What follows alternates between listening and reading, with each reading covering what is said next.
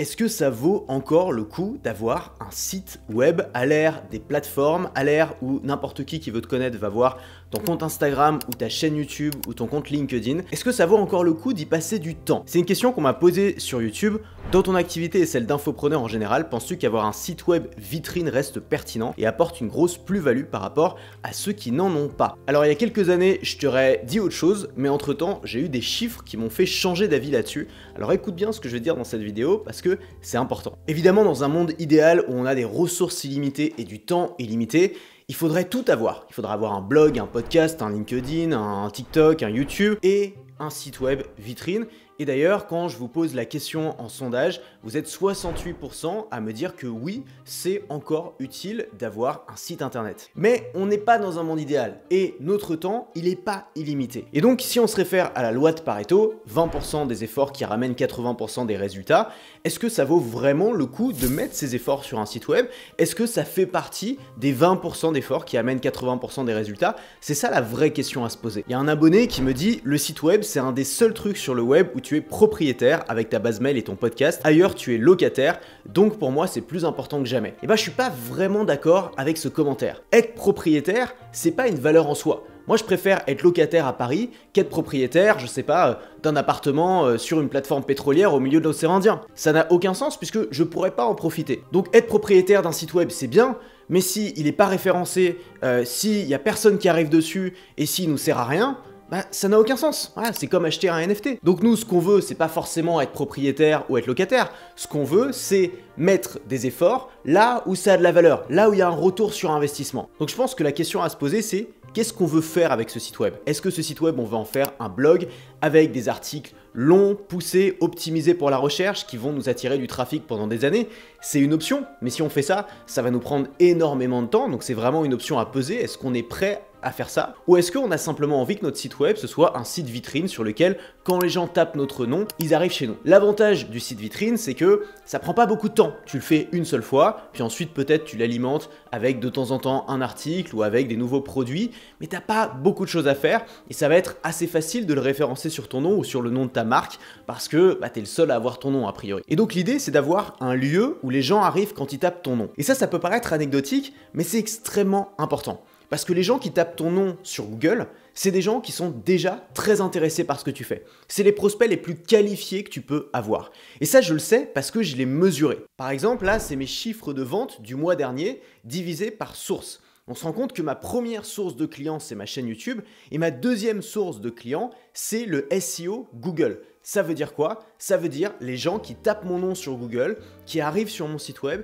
qui s'inscrivent, et qui achètent. Et c'est incroyable de se dire que ce site sur lequel je passe quasiment aucun temps, en fait, c'est juste un site vitrine, m'a rapporté 22,8% de mon chiffre d'affaires du mois dernier. Et en fait, je pense que ça illustre quelque chose qu'on voit pas forcément, c'est la puissance du bouche à oreille. Il y a des gens qui parlent de toi, il y a des gens qui entendent parler de toi, il y a des gens qui écoutent un podcast dans lequel tu es invité et ils se disent tiens, c'est qui cette personne? Ils n'ont pas forcément un lien, notamment aujourd'hui sur les plateformes comme Instagram ou TikTok où c'est très difficile de mettre des liens. Qu'est-ce qu'ils vont faire? Ils vont taper ton nom sur Google. Et si en tapant ton nom sur Google, il retourne sur ton Instagram ou il retourne sur ta chaîne YouTube, tu vas pas pouvoir faire un appel à l'action clair. Mais si tu tapes ton nom sur Google, qu'ils arrivent sur un site qui te présente de manière très claire, avec un formulaire sur lequel ils peuvent s'inscrire, tu vas pouvoir récupérer des adresses mail de prospects très qualifiés. L'avantage d'avoir un site web, c'est ça. C'est que tu as le contrôle total dessus. C'est un peu ton bout de terre sur Internet. Et donc, en ayant le contrôle total dessus, tu peux faire l'expérience client que tu veux. Tu peux créer un site internet qui donne envie aux gens d'acheter tes produits, tu peux créer un site internet sur lequel tu récupères des emails, tu peux créer un site internet qui raconte ton histoire, tu peux faire ce que tu veux avec. Ça peut être le point d'entrée vers ton parcours client. Et puis ton site internet, c'est aussi bien sûr la vitrine pour tes produits. Si tu vends du coaching, si tu vends des services, si tu vends des formations, tu vas pouvoir faire un appel à l'action directement sur ton site internet. Et c'est pour ça qu'aujourd'hui, mon site internet, c'est pas un blog, c'est pas un site WordPress, c'est pas une page, c'est même pas une landing page, c'est la page avec toutes mes formations. C'est mon catalogue de produits. Et donc ça permet aux gens qui tapent mon nom sur Google de voir instantanément ce que je propose et tout en haut, on a un formulaire pour s'inscrire. Mais encore une fois, je le répète, nous ce qu'on vise, c'est l'efficience. C'est la loi de Pareto. Donc si avoir un site web pour toi, ça veut dire passer la moitié de ton temps à bidouiller des détails, à modifier le design, à réparer des bugs, ça vaut simplement pas le coup. Donc si je dois résumer tout ce que je t'ai dit en un conseil, oui, tu te crées un site vitrine, mais tu le fais le plus vite possible et en y passant le moins de temps possible. Donc ça veut dire quoi? ça veut dire que tu oublies WordPress. Je sais que ça peut être choquant de dire ça parce que WordPress, c'est vraiment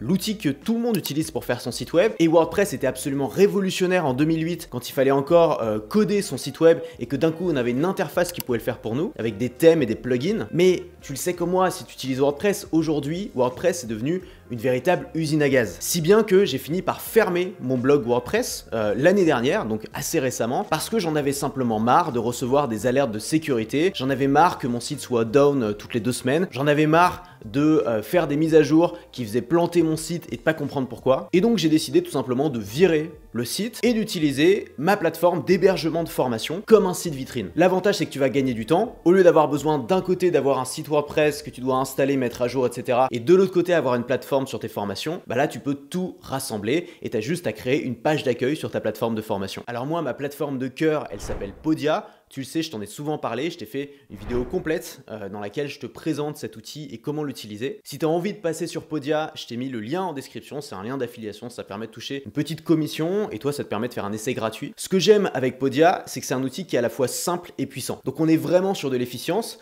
parce que ça va pas te prendre beaucoup de temps d'apprendre à l'utiliser, même si tu te débrouilles pas très bien en design, ça va être propre parce que c'est Podia. Podia, c'est un peu le Apple des infopreneurs. C'est puissant parce que tu peux littéralement tout faire avec et ça, beaucoup de gens ne prennent pas Podia au sérieux, mais en fait il y a eu énormément de mises à jour ces derniers mois, ces dernières années qui permettent aujourd'hui de faire tout. Moi je fais des tunnels de vente entiers sur Podia. J'utilise depuis plus de 6 ans et c'est un outil qui a fait que s'améliorer. J'ai rencontré le CEO à New York il y a quelques années. Ça m'a l'air d'être une personne sérieuse qui n'a pas envie de partir avec la caisse ou de revendre son business au plus offrant le plus vite possible. Donc moi avec Podia je fais tout, tu peux créer un site web complet, tu peux créer un blog depuis peu, tu peux évidemment vendre tes produits, vendre des services, vendre des webinaires, tu peux faire des pages de capture d'email très sophistiquées, tu peux faire aussi des mini tunnels de vente. Et d'ailleurs, si ça t'intéresse, j'ai créé une vidéo dans laquelle je t'explique comment créer un mini tunnel de vente sur Podia. Ça peut te permettre de générer des revenus automatiques. Aujourd'hui, je génère plus de 30 000 € par mois avec mes mini tunnels sans y passer beaucoup de temps puisqu'aujourd'hui, je peux créer un mini tunnel en 2-3 heures, littéralement en une matinée de travail. Ça va aussi te permettre de générer des ventes automatiquement et d'avoir un lead magnet, c'est-à-dire une raison pour les gens de laisser leur email à chaque fois que tu vas créer une vidéo ou un contenu. C'est vraiment un système qui peut accélérer ta manière de travailler, qui peut te faire gagner énormément d'inscrits, qui peut t'aider à faire de la pub et de rentabiliser tes pubs au jour 1. Donc si tu as envie d'accéder à la vidéo gratuite, clique sur le premier lien en description, entre ton mail et je t'envoie ça tout de suite. Alors pour conclure,